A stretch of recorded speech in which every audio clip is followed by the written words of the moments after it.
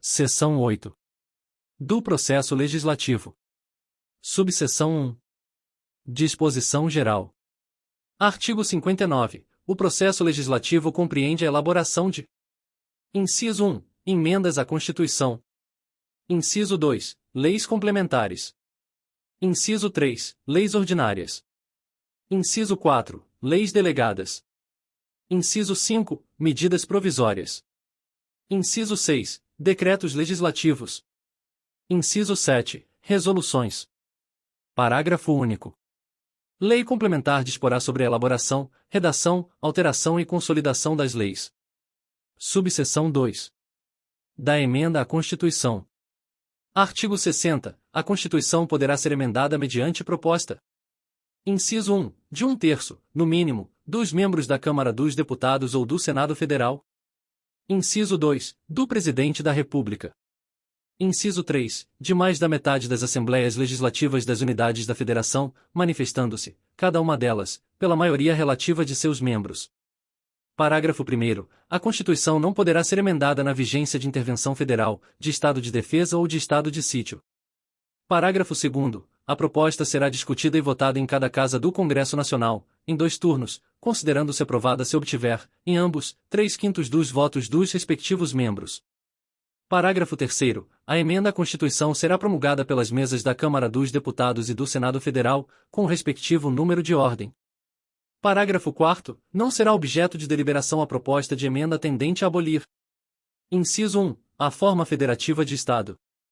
Inciso 2. O voto direto, secreto, universal e periódico. Inciso 3. A separação dos poderes. Inciso 4. Os direitos e garantias individuais. Parágrafo 5º. A matéria constante de proposta de emenda rejeitada ou havida por prejudicada não pode ser objeto de nova proposta na mesma sessão legislativa.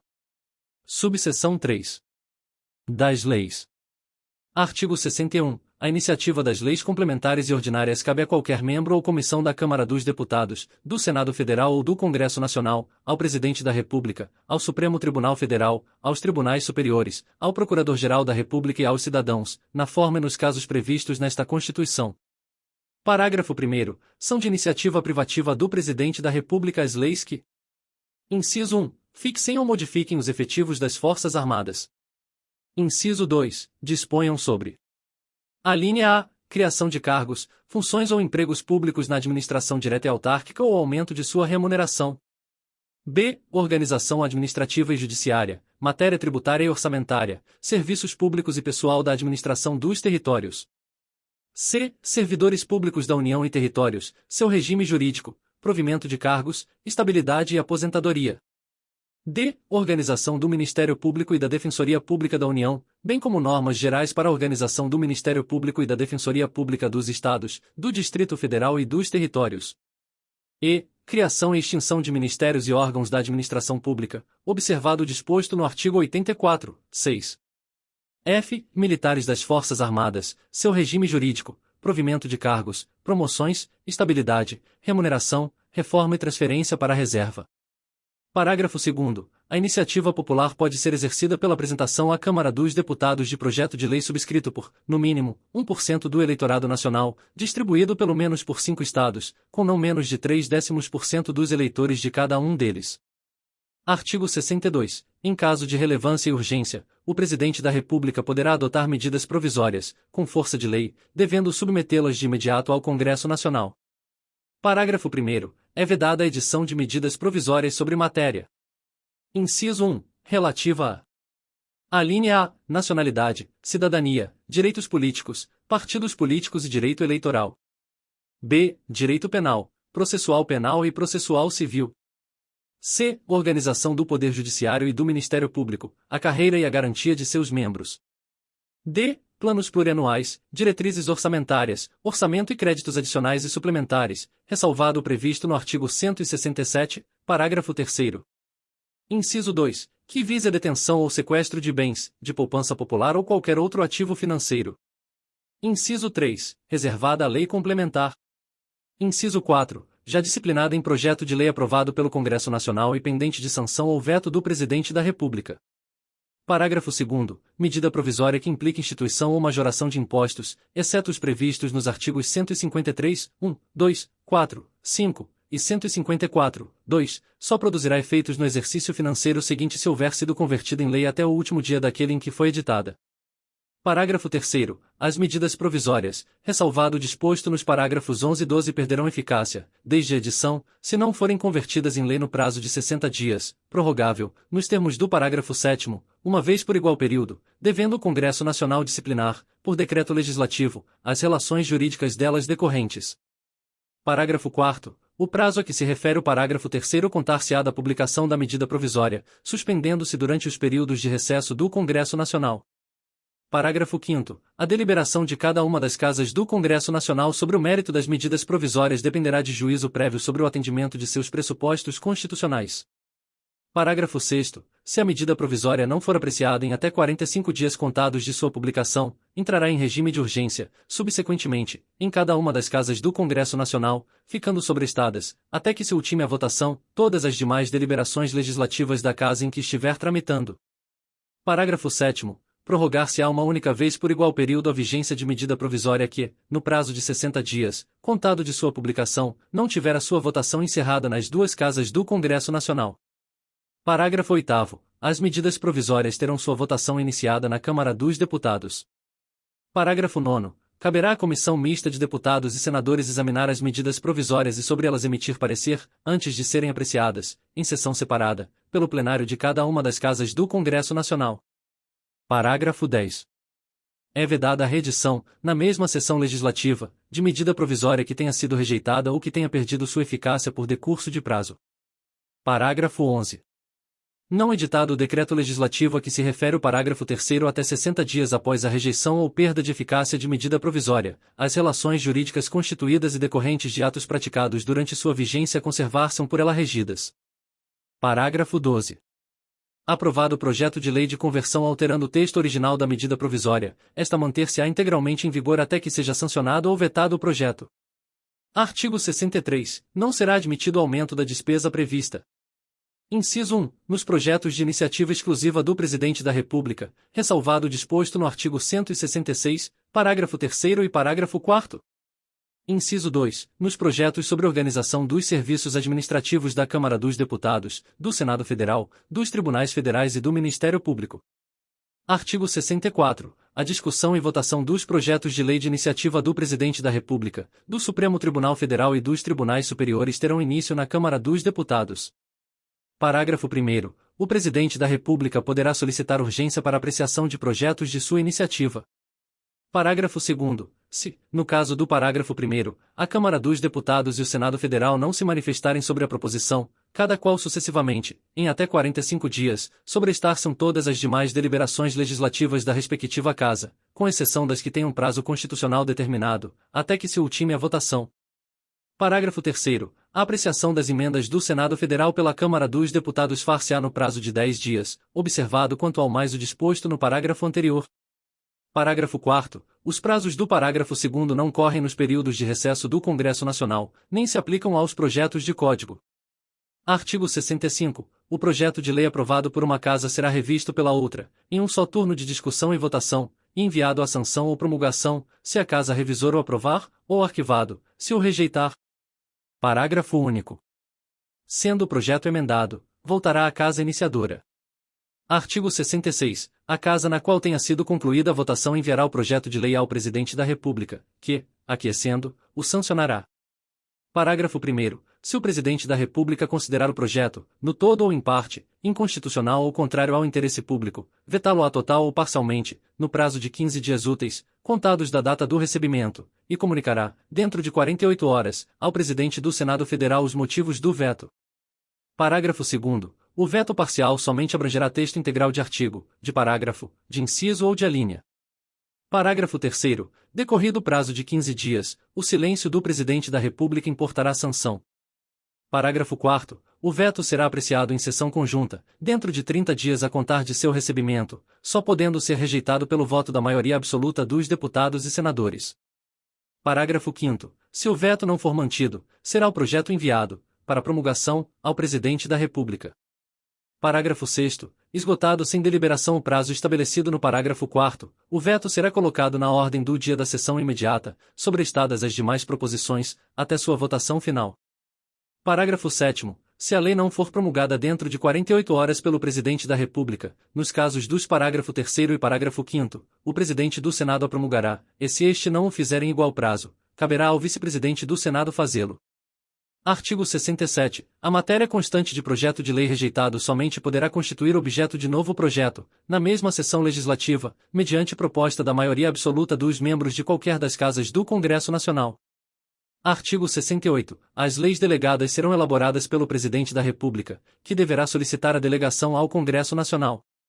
Parágrafo 1º. Não serão objeto de delegação os atos de competência exclusiva do Congresso Nacional, os de competência privativa da Câmara dos Deputados ou do Senado Federal, a matéria reservada à lei complementar, nem a legislação sobre.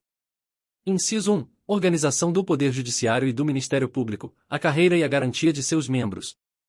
Inciso 2. Nacionalidade, cidadania, direitos individuais, políticos e eleitorais. Inciso 3. Planos plurianuais, diretrizes orçamentárias e orçamentos. Parágrafo 2º. A delegação ao Presidente da República terá a forma de resolução do Congresso Nacional, que especificará seu conteúdo e os termos de seu exercício. Parágrafo 3º. Se a resolução determinar a apreciação do projeto pelo Congresso Nacional, este a fará em votação única, vedada qualquer emenda. Artigo 69. As leis complementares serão aprovadas por maioria absoluta. Seção 9. Da fiscalização contábil, financeira e orçamentária.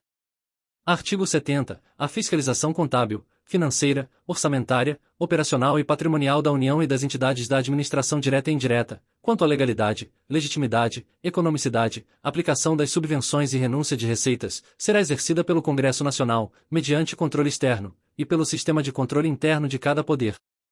Parágrafo único. Prestará contas qualquer pessoa física ou jurídica, pública ou privada, que utilize, arrecade, guarde, gerencie ou administre dinheiros, bens e valores públicos ou pelos quais a União responda, ou que, em nome desta, assuma obrigações de natureza pecuniária. Artigo 71. O controle externo, a cargo do Congresso Nacional, será exercido com o auxílio do Tribunal de Contas da União, ao qual compete. Inciso 1. Apreciar as contas prestadas anualmente pelo Presidente da República, mediante parecer prévio que deverá ser elaborado em 60 dias a contar de seu recebimento. Inciso 2. Julgar as contas dos administradores e demais responsáveis por dinheiros, bens e valores públicos da administração direta e indireta, incluídas as fundações e sociedades instituídas e mantidas pelo Poder Público Federal, e as contas daqueles que derem causa à perda, extravio ou outra irregularidade de que resulte prejuízo ao erário público. Inciso 3. Apreciar, para fins de registro, a legalidade dos atos de admissão de pessoal, a qualquer título, na administração direta e indireta, incluídas as fundações instituídas e mantidas pelo poder público, excetuadas as nomeações para cargo de provimento em comissão, bem como a das concessões de aposentadorias, reformas e pensões, ressalvadas as melhorias posteriores que não alterem o fundamento legal do ato concessório. Inciso 4. Realizar, por iniciativa própria, da Câmara dos Deputados, do Senado Federal, de comissão técnica ou de inquérito, inspeções e auditorias de natureza contábil, financeira, orçamentária, operacional e patrimonial, nas unidades administrativas dos poderes legislativo, executivo e judiciário, e demais entidades referidas no inciso 2. Inciso 5. Fiscalizar as contas nacionais das empresas supranacionais de cujo capital social a União participe, de forma direta ou indireta, nos termos do Tratado Constitutivo. Inciso 6. Fiscalizar a aplicação de quaisquer recursos repassados pela União mediante convênio, acordo, ajuste ou outros instrumentos congêneres, a Estado, ao Distrito Federal ou ao município. Inciso 7. Prestar as informações solicitadas pelo Congresso Nacional, por qualquer de suas casas, ou por qualquer das respectivas comissões, sobre a fiscalização contábil, financeira, orçamentária, operacional e patrimonial e sobre resultados de auditorias e inspeções realizadas. Inciso 8. Aplicar aos responsáveis, em caso de ilegalidade de despesa ou irregularidade de contas, as sanções previstas em lei, que estabelecerá, entre outras combinações, multa proporcional ao dano causado ao erário. Inciso 9. Assinar prazo para que o órgão ou entidade adote as providências necessárias ao exato cumprimento da lei, se verificada ilegalidade. Inciso 10. Sustar, se não atendido, a execução do ato impugnado, comunicando a decisão à Câmara dos Deputados e ao Senado Federal. Inciso 11. Representar ao poder competente sobre irregularidades ou abusos apurados. Parágrafo 1º. No caso de contrato, o ato de sustação será adotado diretamente pelo Congresso Nacional, que solicitará, de imediato, ao Poder Executivo as medidas cabíveis. Parágrafo 2º. Se o Congresso Nacional ou o Poder Executivo, no prazo de 90 dias, não efetivar as medidas previstas no parágrafo anterior, o Tribunal decidirá a respeito. Parágrafo 3º. As decisões do Tribunal de que resulte imputação de débito ou multa terão eficácia de título executivo. Parágrafo 4º. O Tribunal encaminhará ao Congresso Nacional, trimestral e anualmente, relatório de suas atividades.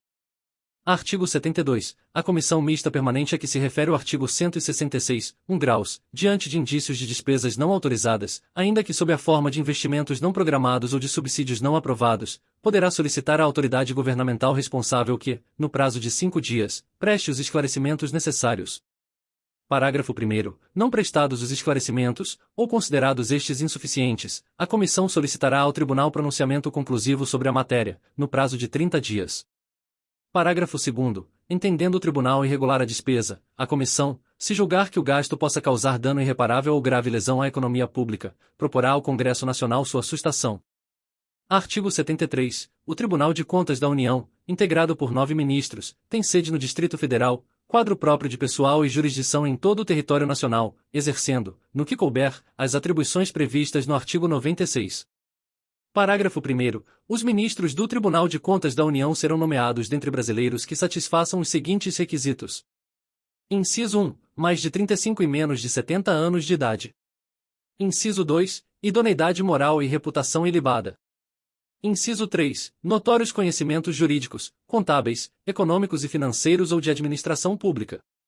Inciso 4. Mais de 10 anos de exercício de função ou de efetiva atividade profissional que exige os conhecimentos mencionados no inciso anterior. Parágrafo 2º. Os ministros do Tribunal de Contas da União serão escolhidos. Inciso 1. 1/3 pelo Presidente da República, com aprovação do Senado Federal, sendo 2 alternadamente dentre auditores e membros do Ministério Público junto ao Tribunal, indicados em lista tríplice pelo Tribunal, segundo os critérios de antiguidade e merecimento. Inciso 2. 2/3 pelo Congresso Nacional.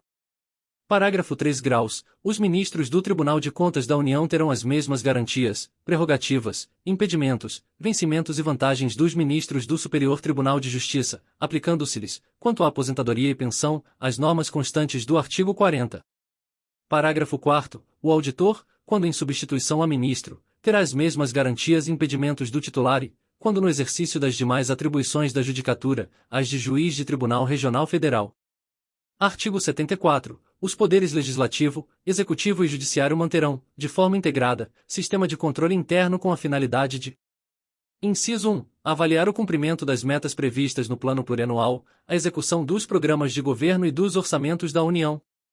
Inciso 2. Comprovar a legalidade e avaliar os resultados, quanto à eficácia e eficiência, da gestão orçamentária, financeira e patrimonial nos órgãos e entidades da administração federal, bem como da aplicação de recursos públicos por entidades de direito privado. Inciso 3. Exercer o controle das operações de crédito, avais e garantias, bem como dos direitos e haveres da União. Inciso 4. Apoiar o controle externo no exercício de sua missão institucional. Parágrafo 1º. Os responsáveis pelo controle interno, ao tomarem conhecimento de qualquer irregularidade ou ilegalidade, dela darão ciência ao Tribunal de Contas da União, sob pena de responsabilidade solidária. Parágrafo 2º. Qualquer cidadão, partido político, associação ou sindicato é parte legítima para, na forma da lei, denunciar irregularidades ou ilegalidades perante o Tribunal de Contas da União. Artigo 75. As normas estabelecidas nesta seção aplicam-se, no que couber, à organização, composição e fiscalização dos Tribunais de Contas dos Estados e do Distrito Federal, bem como dos Tribunais e Conselhos de Contas dos municípios. Parágrafo único. As constituições estaduais disporão sobre os tribunais de contas respectivos, que serão integrados por 7 conselheiros.